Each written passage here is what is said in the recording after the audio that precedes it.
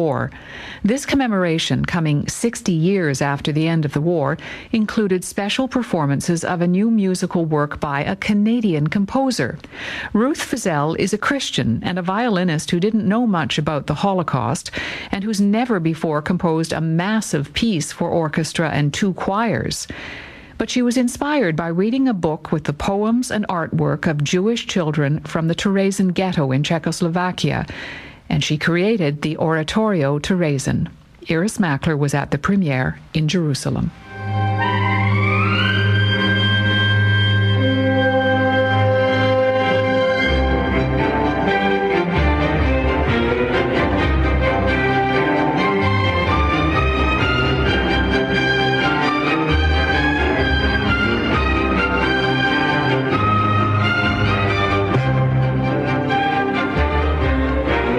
I kind of call it a divine commission because I don't really have another name for it, because I'm not a composer. I wasn't looking for a piece to write. I'm a violinist. I'm a Christian, and what I felt was that God was saying, I want you to take some of these poems and weave them together with the Hebrew scriptures to portray my heart in the midst of this suffering.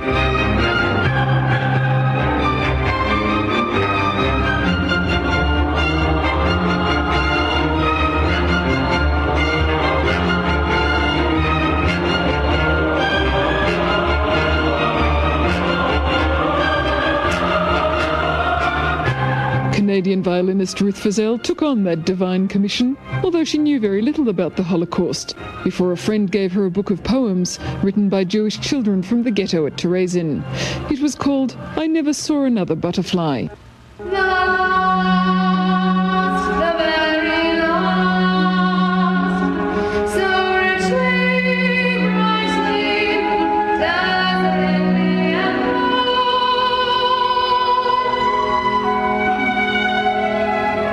What was it about these poems from The Heart of Darkness that so touched you?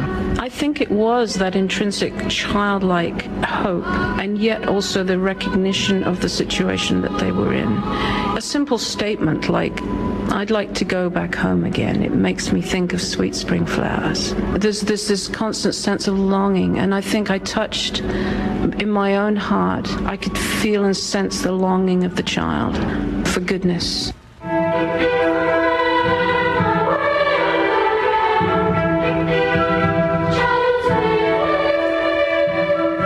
Of 15,000 children in Terezin, less than 100 survived.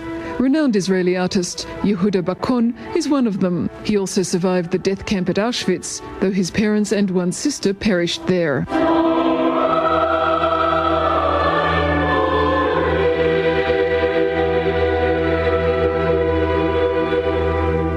Let's say hate and revenge, that's very human, but it's not a solution. If I would continue to hate, Hitler would win, because he would poison, this poison would go further on.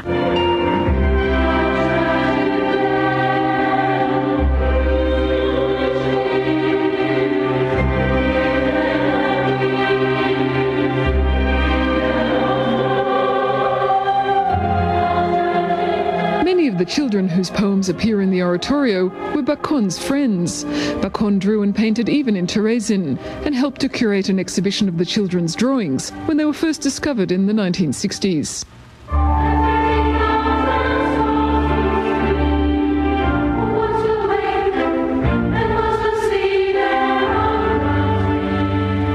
Sat in tears throughout Ruth Fazal's musical adaptation of his friends' words, seeing them and the ghetto again. It is a miracle that at least this voice from the grave still reach us. And then you see the power of art, which adds something more. In a way, it is a sad satisfaction. Such yellow is carried lightly way up high. It went away, I'm sure. You know, the young boy Jakey Young, that all people in Toronto will certainly, in the Jewish community there, will know Jakey, with just an amazingly beautiful voice. And he is such a a bright young man with such a sense of who he is. I never saw another butterfly. That butterfly was the last one. Toronto schoolboy Jakey Young is 12 years old, almost the same age Yehuda Bakun was when he was deported to Terezin. Jakey Young also sang in the Oratorio's European tour last year.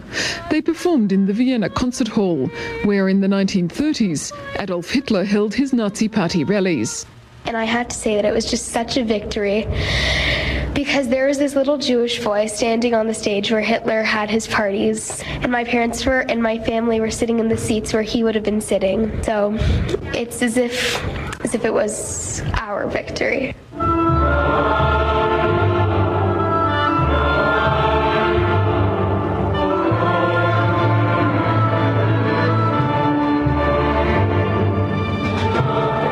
At the heart of the Oratorio is the struggle for faith after the Holocaust.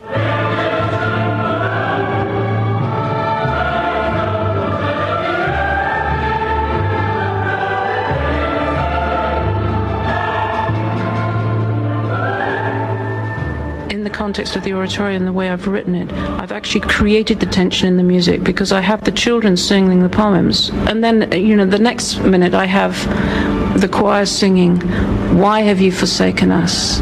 Why have you forgotten us completely?"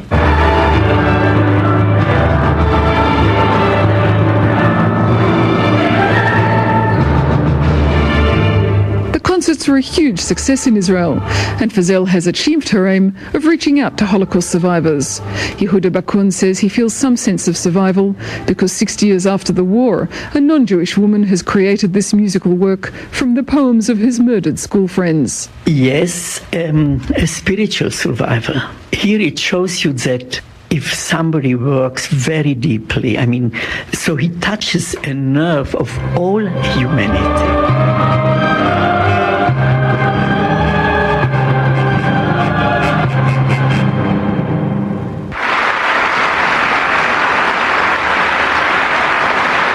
For The World This Weekend, this is Iris Makler in Jerusalem.